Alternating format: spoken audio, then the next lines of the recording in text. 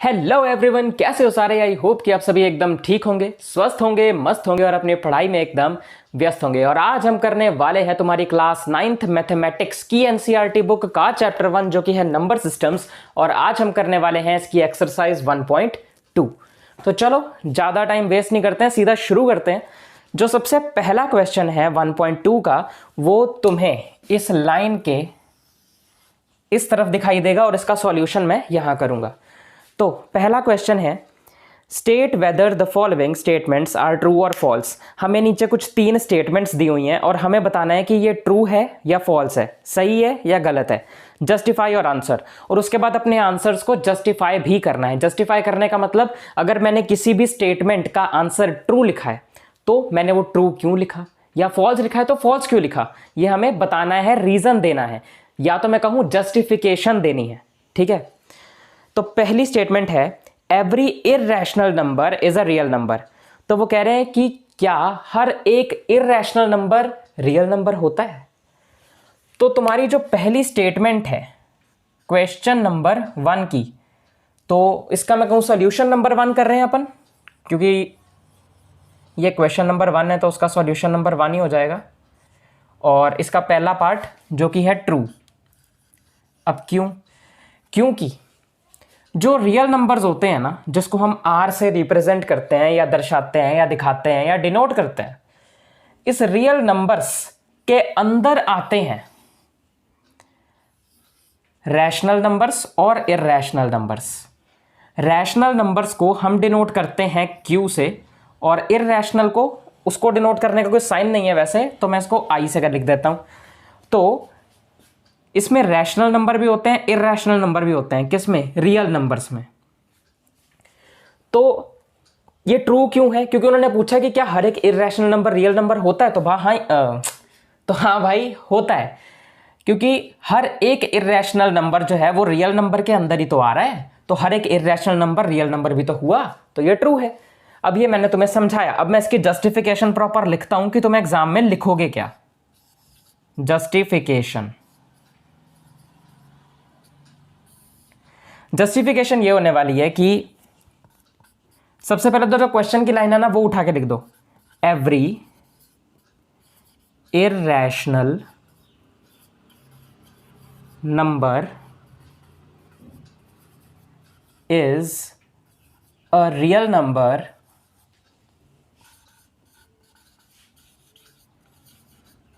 Because real numbers consists of all rational and irrational numbers।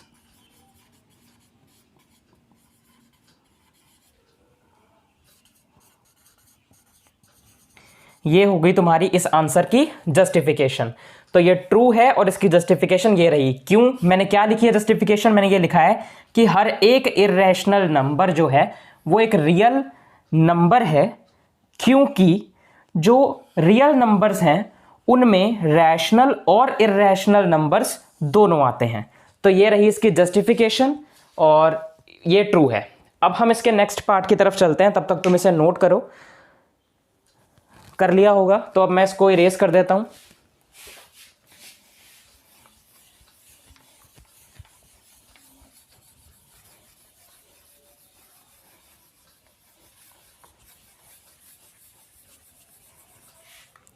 अब हम करेंगे इसका सेकंड पार्ट।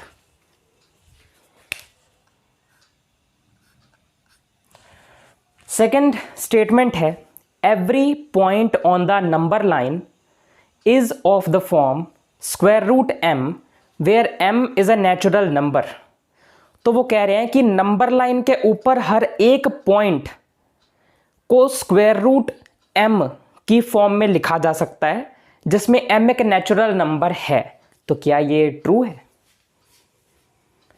मैं तुम्हें क्वेश्चन अच्छे से समझाता हूं, शायद कईयों को समझ भी नहीं आया होगा।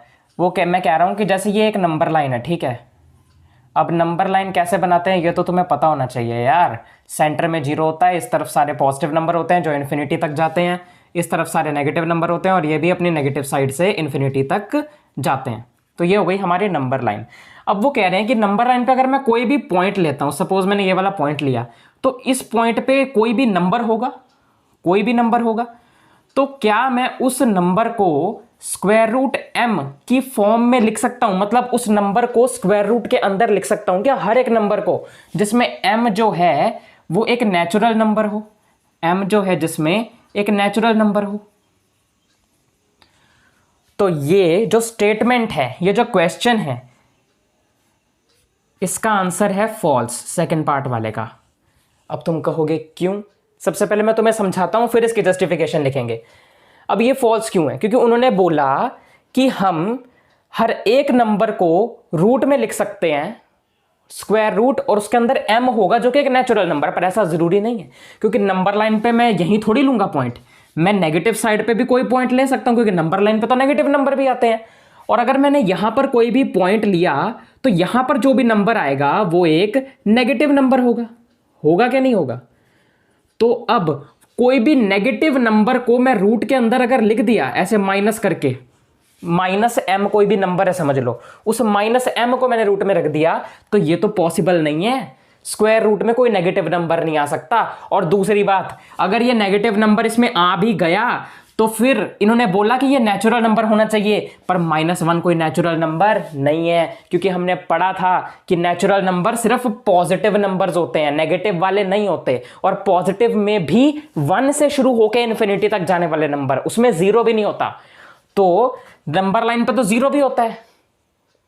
तो बहुत सारे रीजन है जिसकी वजह से ये स्टेटमेंट फॉल्स है, क्योंकि उन्होंने बोला नंबर लाइन पे किसी भी पॉइंट पर जो नंबर होगा उसको स्क्वायर रूट m की फॉर्म में लिख सकते हैं जिसमें m नेचुरल नंबर हो। तो ये तो गलत है ना, क्योंकि वहां पर सिर्फ नेचुरल नंबर थोड़ी है, उसमें 0 भी है, उसमें नेगेटिव वाले इंटीजर भी हैं, इर्रेशनल नंबर भी हैं, रैशनल नंबर भी हैं, मतलब इतने सारे नंबर्स हैं उसमें, सिर्फ नेचुरल नंबर नहीं है। तो इसमें जस्टिफिकेशन बेसिकली तुम लिख क्या सकते हो, मैंने तुम्हें जो जो रीजन बताए हैं वो समझाने के लिए बताए हैं। बाकी लिखना क्या है वो देखो, लिखना तुम्हें यह है कि on the number line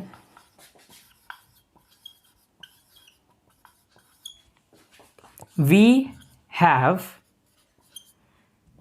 0 and negative numbers also, and it लिखो या फिर and these are not natural numbers।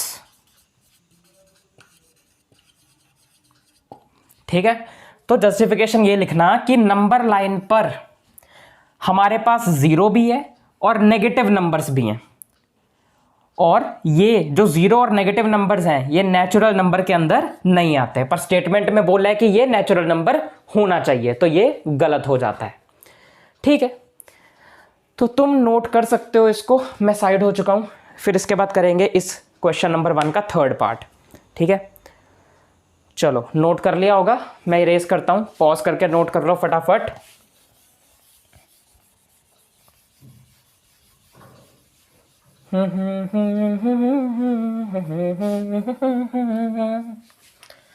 जब मैं रेस कर रहा होता हूँ और तुम बोर हो रहे होते हो तो गाना गा लिया करो भाई, मुझे तो गाना आता नहीं, वरना मैं ही गा देता तुम लोगों के लिए। मेरी आवाज़ ही इतनी गंदी सी है, अगर मैं गाऊंगा तो तुम लोग वीडियो छोड़ के भाग जाओगे यार। चलो शुरू करते हैं थर्ड पार्ट। तीसरा पार्ट है every real number is an irrational number. क्या हर एक रियल नंबर इर्रेशनल नंबर होता है? देख लेते हैं। रियल नंबर्स होते हैं बड़े और इर्रेशनल और रैशनल नंबर उसके अंदर छोटे छोटे होते हैं। तो उन्होंने बोला कि क्या हर एक real number rational number irrational number होता है? तो ये चीज कतई गलत है भाई। कैमरा हिल गया। फॉल्स है, फॉल्स। मैं एक बार कैमरा चेक कर लूँ, शायद कैमरा ना हिल गया हो। कैमरा नहीं, कैमरा ठीक है। लाइट बड़ी कम आ रही है, एक सेकंड रुकना। ओके, तो अब ठीक है, मुझे ऐसा लगा जैसे लाइट थोड़ी कम आ रही थी। हाँ, तो ये फॉल्स है। अब तुम कहोगे ये गलत क्यों है? तुमने इसका जो सबसे पहला पार्ट था उसमें क्या पढ़ा था कि हर एक इर्रेशनल नंबर रियल नंबर होता है, यानी एक छोटा जो है वो बड़े में होता है, यानी बड़े के अंदर छोटा आ सकता है। लेकिन अब तुमने पढ़ा कि क्या हर रियल नंबर इरेशनल नंबर होता है, तो ये गलत है, क्योंकि जो छोटा है उसके अंदर बड़ा नहीं आ सकता। या सीधी सी बात कहूं तो रियल नंबर में हमारे पास रैशनल नंबर भी होते हैं, पर रैशनल नंबर इर्रेशनल नंबर तो नहीं होते ना, तो इसीलिए रियल नंबर में दोनों होते हैं। आया समझ? स्टेटमेंट है every real number is an irrational number. क्या हर एक रियल नंबर इर्रेशनल नंबर है? तो नहीं। क्यों नहीं? क्योंकि रियल नंबर्स में तो रैशनल नंबर भी आते हैं, तो वो तो इर्रेशनल नंबर नहीं है ना, तो कैसे ट्रू हो गई? ये फॉल्स है ना। तो यहां पर तुम लिख सकते हो real numbers consists of rational numbers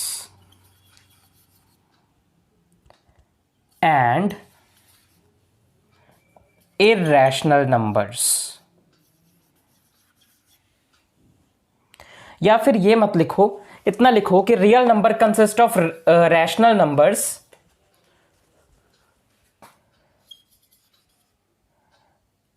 which are not irrational। बस इतना बहुत है।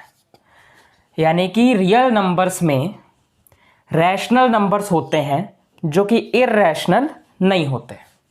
सीधी सी बात है। चलो नोट कर लो, क्वेश्चन नंबर 2 की तरफ बढ़ते हैं। तो चलो अब हम अगला क्वेश्चन का सॉल्यूशन देखते हैं। सेकंड क्वेश्चन का सेकंड क्वेश्चन तुम्हारे सामने आ रहा है, are the square roots of all positive integers irrational. क्या सभी पॉजिटिव इंटीजर्स के स्क्वायर रूट इर्रेशनल होते हैं? If not, give an example of the square root of a number that is a rational number. अगर नहीं तो किसी भी एक नंबर के स्क्वायर रूट का एग्जाम्पल दो जो कि रैशनल नंबर है, इर्रेशनल नहीं है। ठीक है, तो क्वेश्चन 2 टुकड़ों में पूछा गया, तो सबसे पहले टुकड़े का आंसर देते हैं। पहला टुकड़ा है are the square roots of all positive integers irrational. क्या हर पॉजिटिव इंटीजर का स्क्वायर रूट इर्रेशनल होता है? देखते हैं। देखो बेसिकली ना, इर्रेशनल उसे कहते हैं जब कोई नंबर स्क्वायर रूट से बाहर निकल ही नहीं पाता। जैसे पॉजिटिव इंटीजर्स का मतलब होता है पॉजिटिव नंबर्स। ठीक है, जैसे कि 1 2 3 4 5 6 ये सारे जो हैं पॉजिटिव इंटीजर्स हैं। अब पॉजिटिव इंटीजर में 2 आता है और इसको स्क्वायर रूट में लिखेंगे तो ये स्क्वायर रूट से बाहर नहीं आ सकता, तो ठीक है, ये इर्रेशनल है। 3 भी एक पॉजिटिव इंटीजर है, उसको भी स्क्वायर रूट में लिखेंगे तो वो भी बाहर नहीं आ सकता, ये भी ठीक है। अगर मैं 4 को स्क्वायर रूट में लिखता हूं जो कि एक पॉजिटिव इंटीजर है पर ये फिर भी स्क्वायर रूट से बाहर आ सकता है, जिसका आंसर होता है 2, तो इसका मतलब इन्होंने जो पहला टुकड़ा पूछा कि क्या सारे पॉजिटिव इंटीजर्स का स्क्वायर रूट इर्रेशनल होता है, उसका आंसर है नहीं, नो। उसके आगे क्वेश्चन वाली वही लाइन तुम लिख सकते हो जो लिखी हुई है, no square roots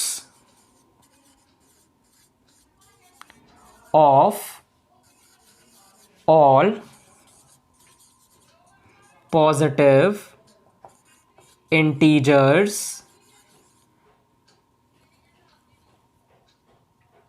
of all positive integers are not irrational. ठीक है, कि नहीं स्क्वायर रूट सभी पॉजिटिव इंटीजर्स का इरेशनल नहीं होता। दूसरा टुकड़ा है कि अब एग्जाम्पल दो किसी भी एक का जो नहीं है, जो तुमने कह दिया कि नहीं है तो चलो ठीक है मान लिया, पर बताओ कैसे नहीं है, एग्जाम्पल दो एक। ये रही एग्जाम्पल, यही उठा के यहां पे लिख देना। एग्जाम्पल एग्जाम्पल है स्क्वायर रूट ऑफ 4 जो कि 2 के बराबर होता है। ठीक है, चलो हो गया, सेकंड वाला भी डन है, अगला करते हैं।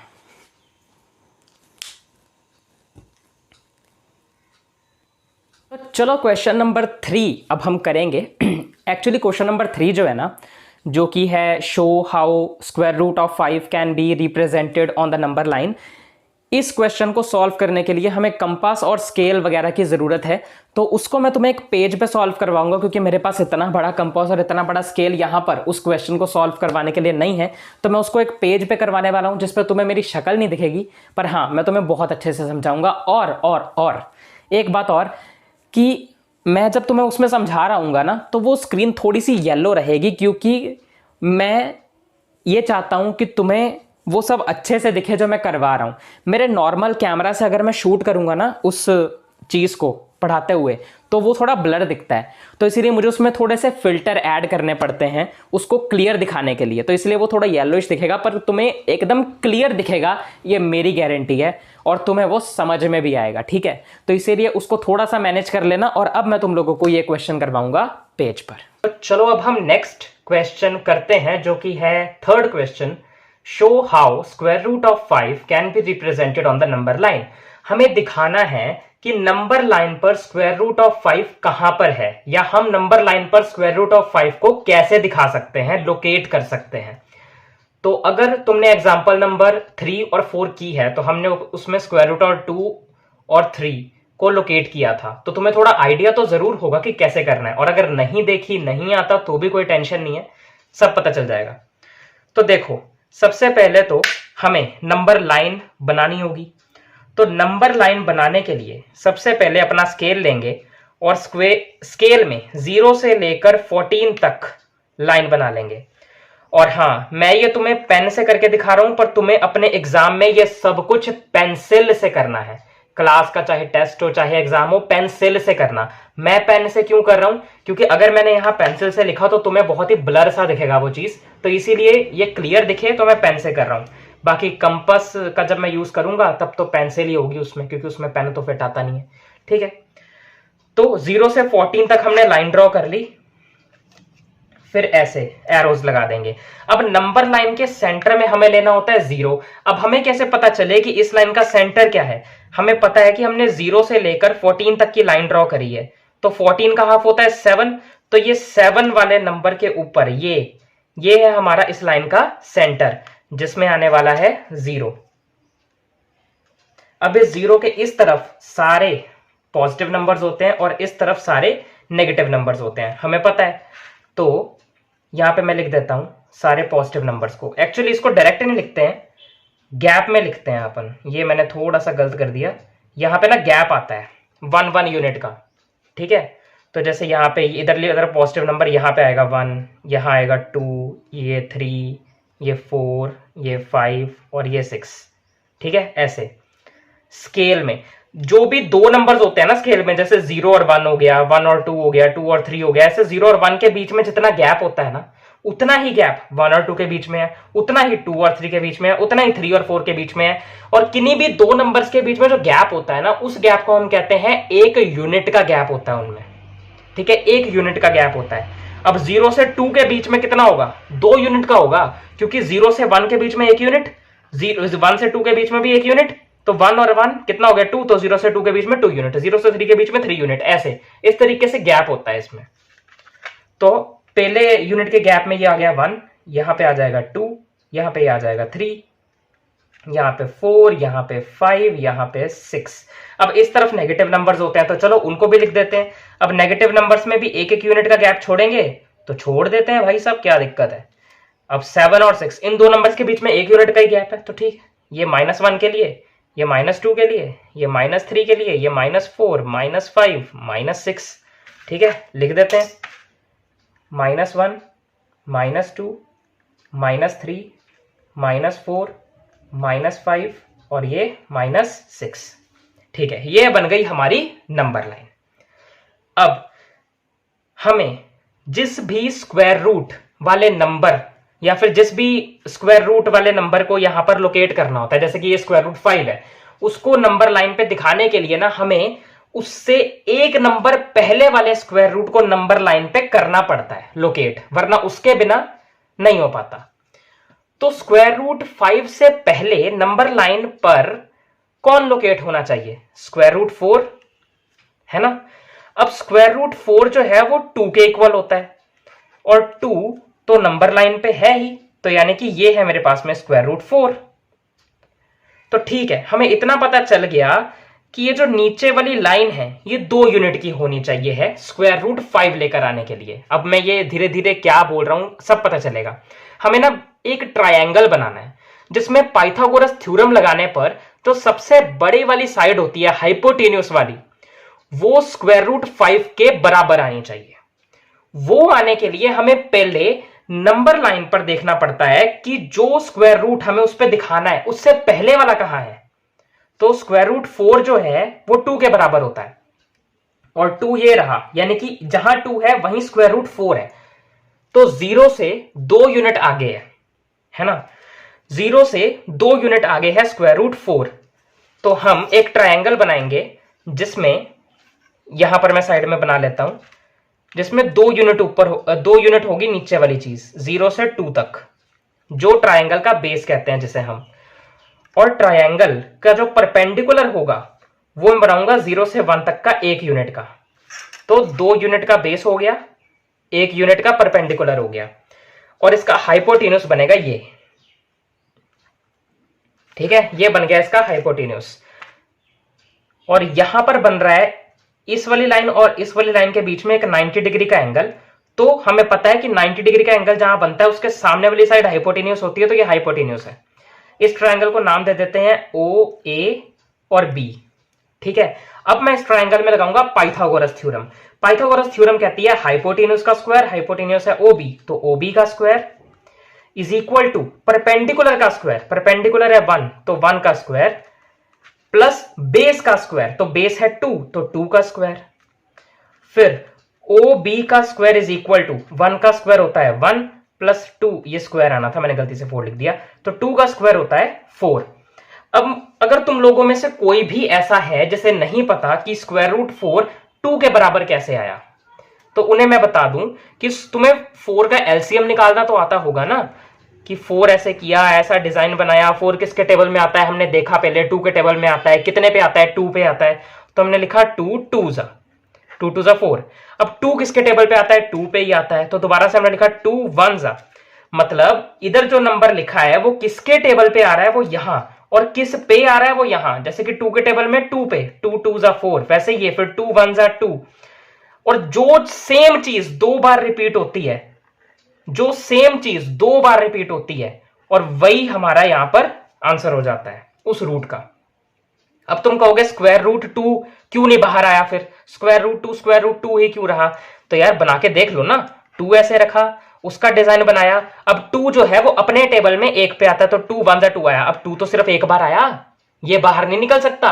जब कोई सेम नंबर 2 बार एलसीएम लेने पे रिपीट होता है ना, तो वो एक बार बाहर निकल जाता है, पर कोई एक नंबर है ही वही, तो रूट में वैसा ही रहता है, कोई चेंज नहीं आता, वो रूट में ही फंस के रह जाता है। आया समझ?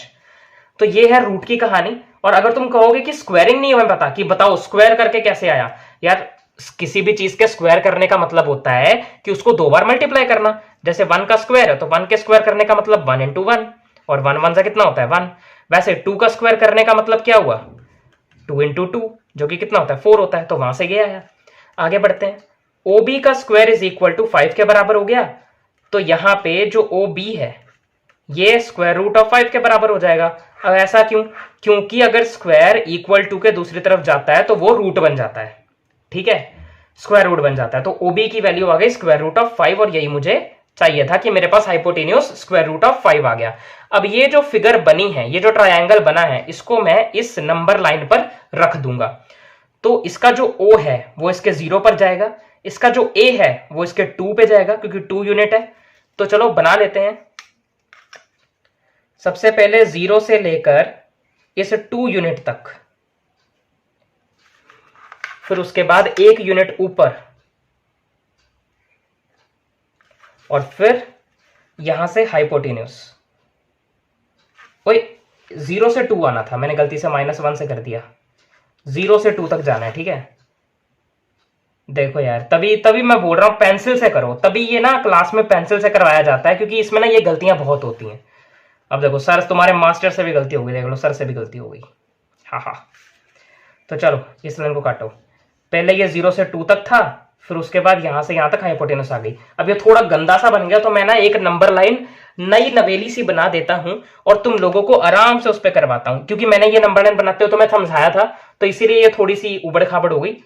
पर अब मैं बिल्कुल आराम से बनाऊंगा। अब तुम्हें पता तो चली गया यार कैसे बनानी है, और अब मैं जल्दी जल्दी में नंबर लाइन एक बना दूंगा, ठीक है। तो ये बन गई नंबर लाइन, वेट तो कर मेरे यार, जरा सांस तो ले दिलदार, दुनिया को गोली मार यार यार यार। मेरी आवाज बहुत बेकार है यार, पता नहीं मैं गाता है क्यों हूं।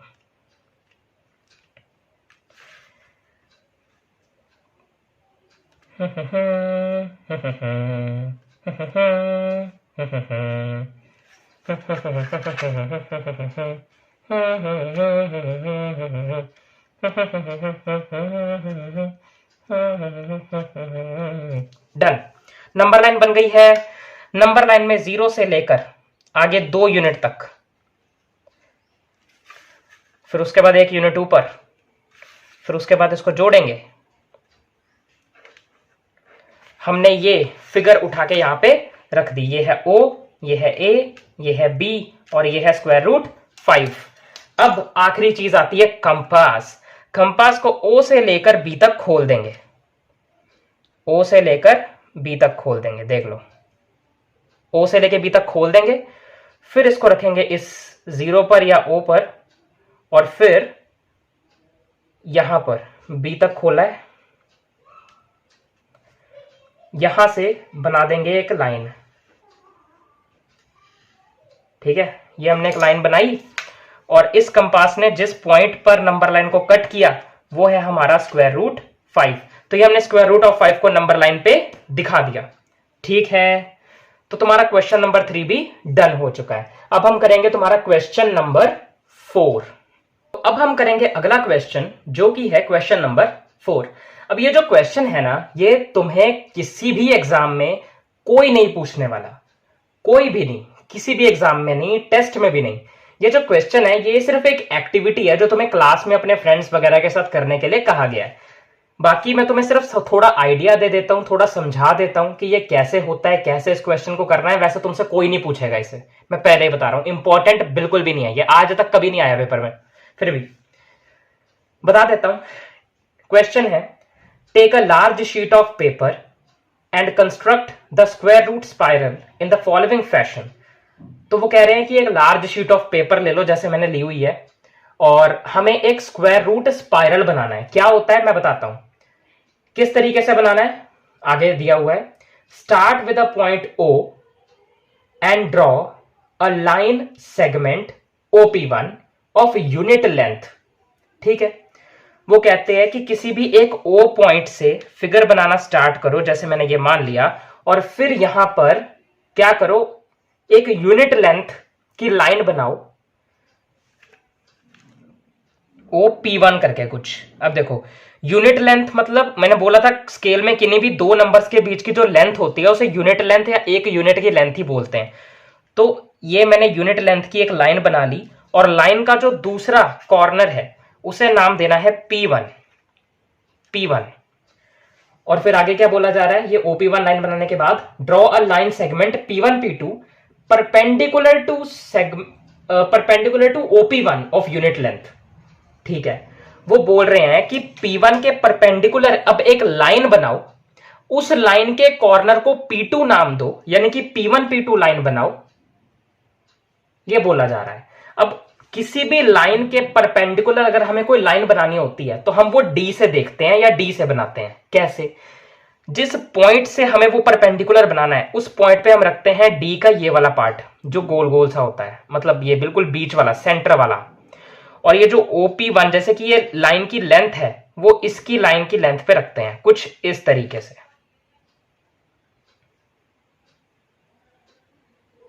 ये देखो कुछ ऐसे हम रखते हैं। और ये जो डी की सेंटर वाली ये जो लाइन जा रही होती है ना सीधी 90 वाली, इस सीधी लाइन पर हम यहां पर एंड पे बना देते हैं एक पॉइंट। यहां पे ये एक पॉइंट बना देते हैं हम। और पॉइंट बनाने के बाद स्केल से हम इस डायरेक्शन में सिर्फ एक यूनिट की लाइन बनाते हैं। 7 और 6 के बीच में ये जो लेंथ है 1 यूनिट की है, तो ये मैंने बना दी 1 यूनिट की लेंथ। और इसको, इस पॉइंट को नाम देना है P2। ठीक है, आगे हमसे बोला जा रहा है now draw a line segment P2 P3 perpendicular to OP2। तो मतलब O और P2 वाली लाइन को पहले तो ज्वाइन करना है। फिर ये जो OP2 लाइन है इसके परपेंडिकुलर अब एक लाइन बनानी है इसी तरीके से यूनिट लेंथ की। इसी तरीके से यूनिट लेंथ की एक लाइन बनानी है और उसके पॉइंट को P3 नाम देना है। यानी कुछ इस तरीके से यहां पर हम D रखेंगे P2 के सेंटर पे और OP2 लाइन पर। और ये मैंने लगाया एक पॉइंट सेंटर से, और इस पॉइंट तक स्केल से बनाएंगे 1 यूनिट की लेंथ।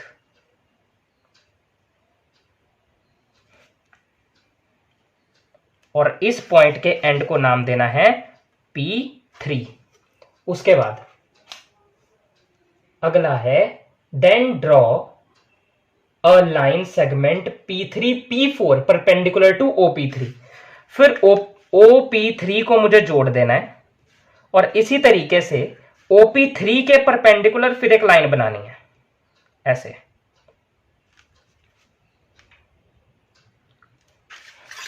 ये लगाया मैंने पॉइंट, इस तरफ लगानी है एक लाइन,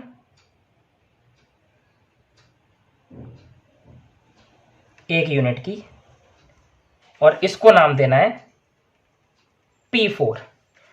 और वो बोल रहे हैं कि आगे इसी तरह से OP4 को भी ज्वाइन करके उसके भी परपेंडिकुलर करके बनाते जाओ बनाते जाओ बनाते जाओ, और एक ना गोल सा एक स्पाइरल टाइप कोई चीज बन। स्पाइरल का मतलब होता है कोई भी गोल सी ऐसी कोई चीज जो बनती रहती है, रंगोली टाइप, चक्री टाइप, गोल सी, उसे कहते हैं स्पाइरल।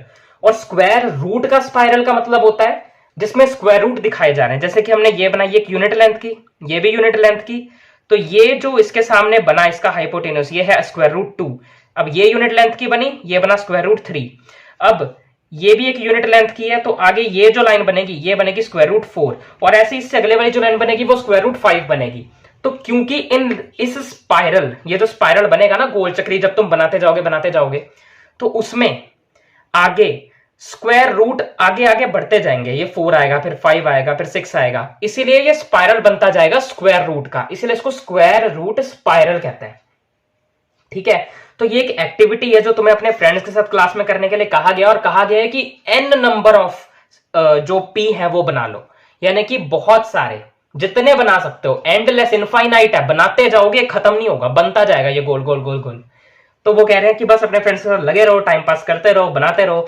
उन्हें क्या पता कि हम टाइम पास ऐसे थोड़ी ना करते हैं, हम तो टाइम पास बड़े अलग अलग तरीकों से करते हैं, खेल कूद के करते हैं, ऐसे थोड़ी करते हैं, पर उन्हें क्या पता। चलो ठीक है यार, तुम्हारा 4th क्वेश्चन भी कंप्लीटेड है, और ये तुमसे कोई नहीं पूछने वाला अगेन, ये सिर्फ एक एक्टिविटी है, और कैसे करनी है वो मैंने बता दिया, पर करनी इंपॉर्टेंट नहीं है और ना ही एग्जाम में आती है। चलो, तो इसी के साथ हमारी एक्सरसाइज 1.2 भी होती है कंप्लीट। सर, आप हर एक्सरसाइज कंप्लीट होने के बाद इतना बड़ा बड़ा कंप्लीट क्यों लिखते हो? मज़ा आता है मेरे को, बहुत अच्छा लगता है। तो तुम्हारी एक्सरसाइज 1.2 भी कंप्लीट हो चुकी है पूरे तरीके से, अच्छे से। क्वेश्चन नंबर 1 2 3 4 चारों हो चुके हैं। मैंने कई वीडियोस में देखा है यार कि ना क्वेश्चन नंबर 1 2 3 तो सब करवा देते हैं, 4th वाला बहुत कम लोग समझाते हैं, तो मैंने वो भी बता दिया। वैसे वो इंपॉर्टेंट नहीं होता, पर बता दिया यार, अब बुक में है तो क्यों छोड़ना, सब कुछ करते हैं ना। तो ये भी हो गया। अगर ये लेक्चर अच्छा लगा हो, ये वीडियो अच्छी लगी हो तो लाइक कर देना, ज़्यादा से ज़्यादा स्टूडेंट्स के साथ में, अपने फ्रेंड्स के साथ में शेयर कर देना।